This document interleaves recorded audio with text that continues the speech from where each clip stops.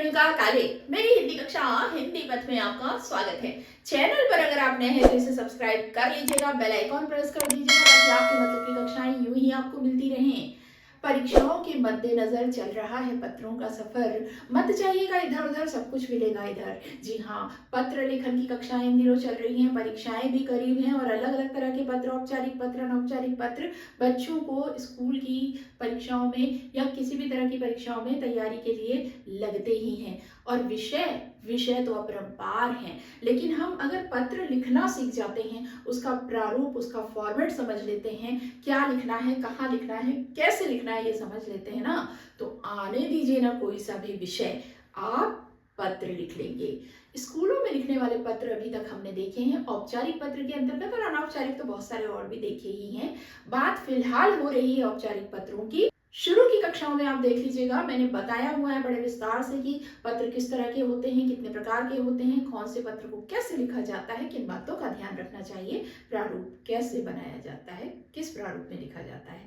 तो ये तमाम बातें पत्र लेखन की शुरुआती कक्षाओं में आपको मिल जाएंगी। आज स्कूल के दायरे से निकलकर हम आ रहे हैं बाहरी दुनिया में। भाई, हमारे आसपास ऐसी बहुत सारी स्थितियां, बहुत सारी परिस्थितियां, हालात होते हैं जब हमें किसी न किसी कार्यालय में, विभाग में अपनी बात रखते हुए पत्र लिखना होता है। यहाँ है ऐसी ही एक सिचुएशन। आप रहते हैं गांधीनगर भोपाल में, काल्पनिक ले लिया है मैंने एक स्थान का नाम, कॉलोनी का नाम, और वहां पर डाकिया है एक, जो वो पोस्टमैन है ना, अपना काम ठीक से नहीं कर रहा है। आप सब उससे परेशान हैं भाई, और आप उस सोसाइटी के अध्यक्ष हैं और आप पत्र लिख रहे हैं। कैसे लिखेंगे, आइए देख लेते हैं। तो देखिएगा, जैसे कि मैंने पहले ही बताया, ये है औपचारिक पत्र के अंतर्गत पत्र, है ना। इसे हम औपचारिक श्रेणी में लिखते हैं क्योंकि ये किसी कार्यालय में लिखा जा रहा है ना। और ये विषय आपको मैंने बताया, शिकायती पत्र है ये, किसके खिलाफ, डाकिये की शिकायत करते हुए। और किसे लिखना है, डाकपाल को लिखना है ना।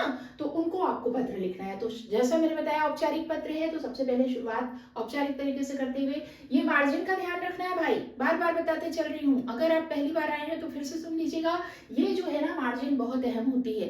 पत्रों को संभालने का काम इसी मार्जिन की जिम्मेदारी होती है।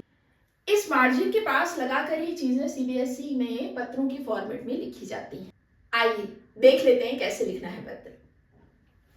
सेवा में, अब किसकी सेवा में, तो डाकपाल लिखा ही हुआ है, डाकपाल को लिखना है। गांधीनगर भोपाल मध्य प्रदेश, ये आपका वो स्थान, वो कार्यालय हो गया जहां आपको पत्र भेजना है। फिर आप लिखेंगे विषय। विषय जैसा कि मैं बताते आई हूँ कि विषय आपको दिया हुआ होता है, वही आपको विषय लिखना होता है। डाकिये की शिकायत हेतु, ये पत्र क्यों लिख रहे हैं, डाकिये की शिकायत हेतु, ये विषय हो गया। उसके बाद महोदय, ठीक है, क्योंकि डाकपाल है, महोदय लिख दिया आपने। अब आपने यहाँ पे हम ये मान के चल रहे हैं कि डाकपाल जो है वो पुरुष है, इसलिए महोदय लिख दिया। और अगर आपको जानकारी है कि डाकपाल जो है वो स्त्री है, तो आप महोदया भी लिख सकते हैं। तो ये हो गया पहला हिस्सा। हम ये जानते हैं कि पत्र 3 हिस्सों में डिवाइड होता है, बटा हुआ होता है। पहला हिस्सा ये हो गया। दूसरा हिस्सा जो होता है वो होता है आपका मैटर वाला हिस्सा। इस हिस्से में विषय से संबंधित जो बात आप लिखना चाहते हैं, जो आप काम करवाना चाहते हैं, जो कारण है, उसे आप स्पष्ट करते हुए पत्र लिख देते हैं। तो ये डाकिये की शिकायत को लेकर है। आपका कारण ये है कि आप डाकिये की शिकायत कर रहे हैं, है ना, करना चाहते हैं, इस कारण से पत्र लिख रहे हैं। तो उसे आप स्पष्ट तरीके से समझाते हुए, सारा विवरण लिखते हुए, और बहुत सभ्य और शालीन तरीके से पत्र को लिखना होता है, अच्छे अच्छे शब्दों का चयन करके, और बहुत ही पोलाइट वे में इसे लिखना होता है। कैसे लिखेंगे, आइए देख लेते हैं। अत्यंत खेद के साथ आपको सूचित करना पड़ रहा है कि गांधीनगर क्षेत्र का डाकिया अपना काम ठीक से नहीं कर रहा है। वह नियमित रूप से डाक नहीं बांटता। कई लोगों के महत्वपूर्ण पत्र खो गए हैं या उन्हें समय पर नहीं मिल पाए। डाक बांटने के दौरान डाकिया अक्सर लापरवाह तरीके से डाक को इधर उधर फेंक कर चला जाता है। डाकिये आपसे, अच्छा ये आपने पूरी बात लिख दी, अब आप निवेदन करेंगे। आपसे विनम्र अनुरोध है कि डाकिये के खिलाफ कार्यवाही करें और इस क्षेत्र में किसी दूसरे डाकिये को नियुक्त कर व्यवस्था सुधारने की कृपा करें। आपने पूरी बात अपनी लिख दी कि क्या क्या समस्याएं हैं और उसमें सुधार की आवश्यकता है।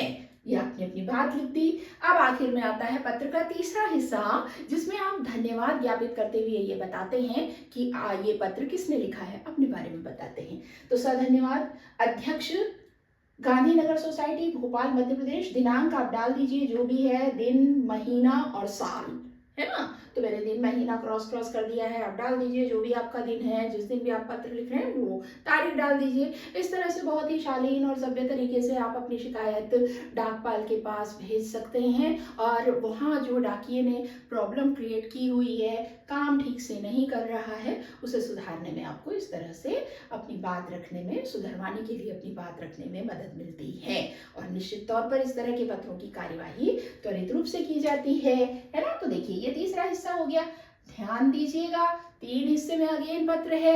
स्कूल में पत्र लिख रहे थे तो भी 3 हिस्से में था। तो अक्सर पत्र जो है, औपचारिक पत्र इस तरह से लिखा जाता है। फॉर्मेट आप देख लीजिए, स्क्रीनशॉट लेना है तो ले लीजिए। और इसी तरह के और भी पत्र, परीक्षा तक तो अंबार लग जाएगा। बिल्कुल पत्र हैं, उसके बाद संवाद लेखन भी मेरे दिमाग में है कि वो भी मैं आपके लिए लेकर आऊँ। नारा लेखन तो किया ही हुआ है, सूचना लेखन भी किया ही हुआ है। तो अब देखते हैं जैसे जैसे समय बढ़ता जाएगा, आपके लिए परीक्षा तक बहुत सारी चीज़ें, उपयोगी चीज़ें मैं लेकर आऊँगी। तो यूं ही आने जाने का सिलसिला मेरे चैनल पर बरकरार रखना चाहते हैं ना, अगर आप भाई चाहते ही हैं, नहीं चाहते तो चाहिए, क्योंकि आपको इससे मदद मिलने वाली है। आपके लिए ही मैं ये कक्षाएं लेकर आ रही हूँ। तो क्या करना है, आपको चैनल को सब्सक्राइब करना है, बेल आइकन प्रेस करना है, ताकि आपको यूं ही मेरी कक्षा सबसे पहले मिल जाए। तो मिलेंगे अगली कक्षा में, तब तक के लिए स्वस्थ रहिए, मस्त रहिए, और दीजिए अनुमति हिंदी पद से अपनी, जी हाँ, काले मैम को। नमस्कार।